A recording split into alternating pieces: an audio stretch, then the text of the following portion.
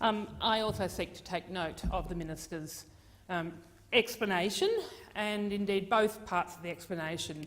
Certainly the question that I am concerned with regards to the answer regarding detention of Palestinian children in military detention in Israel, that question was put on notice by Senator Ludlam on the 17th of March, which means with the 30 days to answer that question means that question is at least a month overdue. So I think that is more than enough notice to respond to this very significant issue.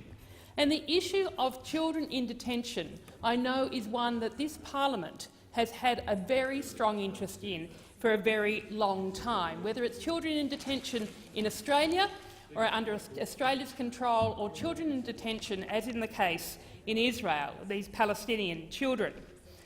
There are currently approximately 300 children from the age of 12 who are jailed in Israeli military prisons. There are 6,500 overall Palestinian prisoners, 550 of those in administrative detention, which means they are detained indefinitely, without charge and without trial. Of those 550, there are approximately 13 children who are being held in administrative detention out of that total of around 300. International human rights law says that child detention should only be used as a measure of last resort and for the shortest appropriate period. And so this situation, which is continuing in Israel, it is something that this Senate and this Parliament have previously been interested in, and it is very important that we get a timely response to concerns that are being expressed about it by the Senate. There was a gathering here earlier this year that included a number of senators, myself, Senator Rhiannon, Senator Marshall, speaking out in support of the international movement to remove children from Israeli military jails. And in fact, the concern about the Israeli government's treatment of Palestinian children goes back a number of years. And in fact, former Prime Minister Kevin Rudd, when he was Foreign Minister in 2011, he was responding to media coverage that was outlining the appalling treatment of Palestinian children in detention. And he was reported in that media coverage to have instructed Australian diplomats to visit juvenile military courts. So this was the background to my first question regarding this issue in December last year, asking, well, given that former Foreign Minister Kevin Rudd had instructed our diplomats in Israel to attend juvenile military courts, whether this had occurred. And so I got an answer, quite a timely answer in fact, to that question, that said no. In that time, since that was reported in 2011, so some 6 years ago, there had been no Australian diplomats that had attended as observers to the Israeli military courts. That's the context for Senator Ludlam's question, which was a follow-up to my question from December. And this question was, well, given that it was reported that Foreign Minister Rudd had directed our diplomats to attend these military courts, could the government explain why this directive was not followed, and was there a counter-directive, and if so, who issued this counter-directive? And that's the question that we are still awaiting an answer for. And the fact that we have had no response so far is of a big concern. I visited Israel and Palestine last month, and I met with people who have been very concerned about this issue and this issue of abuse of human rights of children. And they told me that there have been diplomats from other countries which regularly go and observe Israeli military courts. There are diplomats from the UK, the US, the European Union, the Netherlands, France, Spain, Belgium, Germany, Ireland, Norway, Cyprus and the UN, but not Australia. So when I was in Israel and Palestine, we spoke to many people. We spoke to people, Israelis and Palestinians, people who were working to end the illegal military occupation that Israel have of Palestine and removal of the illegal Israeli settlements.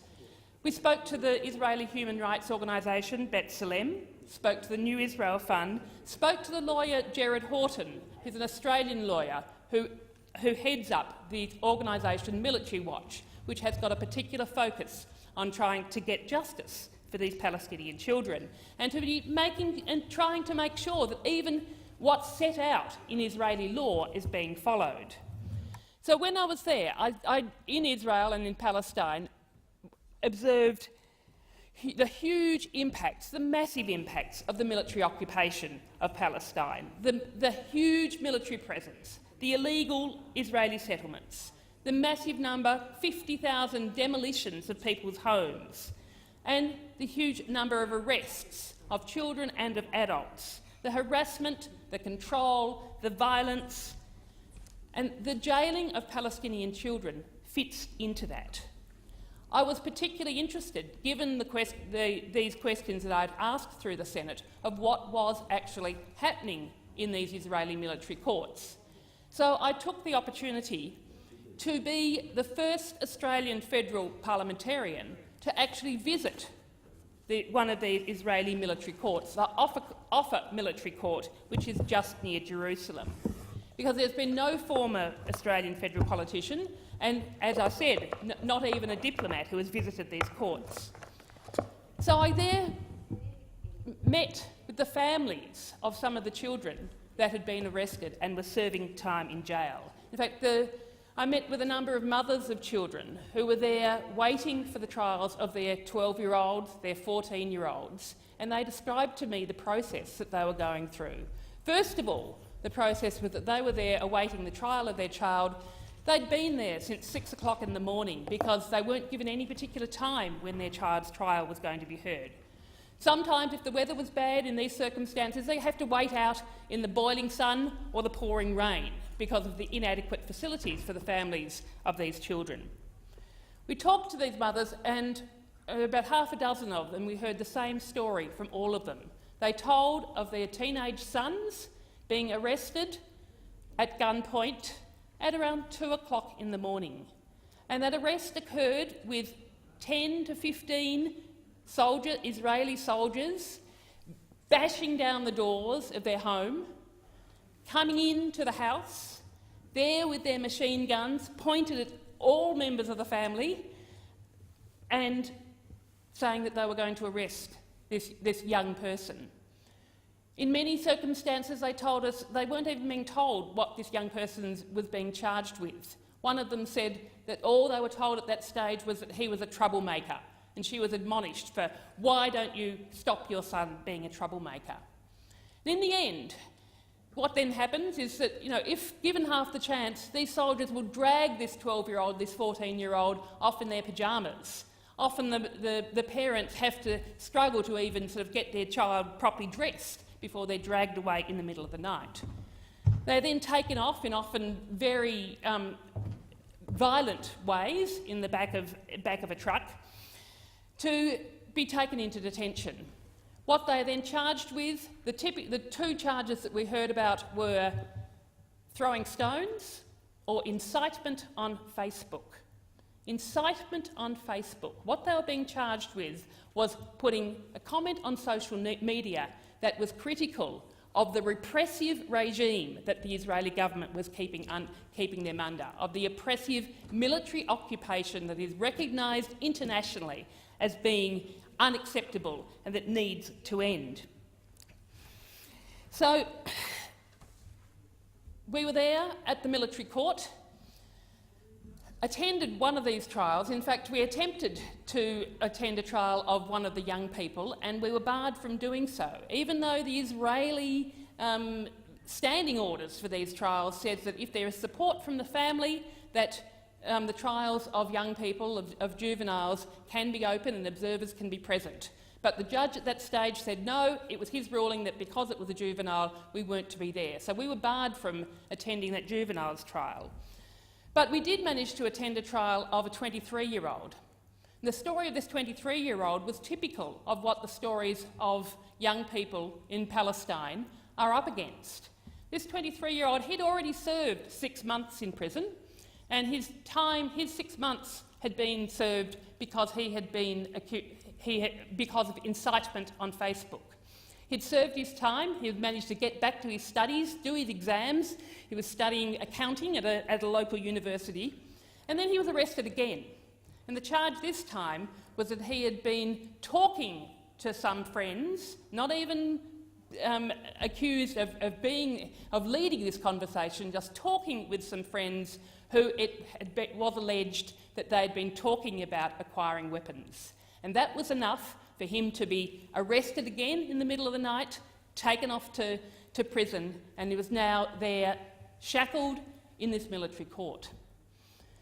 Because we were there in this prison, in the court hearing, I think it actually had some significant bearing on the trial, because what we heard was that these Israeli military courts, they've got a 99.7% prosecution rate. And that's because if you're a 14-year-old or a 23-year-old who's being accused of something like incitement on Facebook, you're encouraged to plead guilty. Because if you plead guilty, you're likely to get a prison term of 3 to 4 months. If you don't plead guilty, and if you contest the charge, you're likely to be in detention for over 6 months. But we were there, and the judge, I think, knowing that there were observers in that courtroom, there was what seemed to be the blue moon miracle, the 0.03% of circumstances where the charges were dismissed. So the family was extremely happy for our presence there as observers in this military court. So that's the context of why it is so important for observers to be present, to actually let the Israeli government know that the world is listening and that their human rights abuses, their complete abrogation and lack of following of international law is being seen, is being watched. And it's something that Australia can do. Australia is seen as being one of the very strongest allies of Israel in the world. And so as one of Israel's very best friends in the world, we're in a position where we can do what other nations can't, and that's to be honest with our best friends and to tell them that when something that they are doing is not appropriate, that it should cease.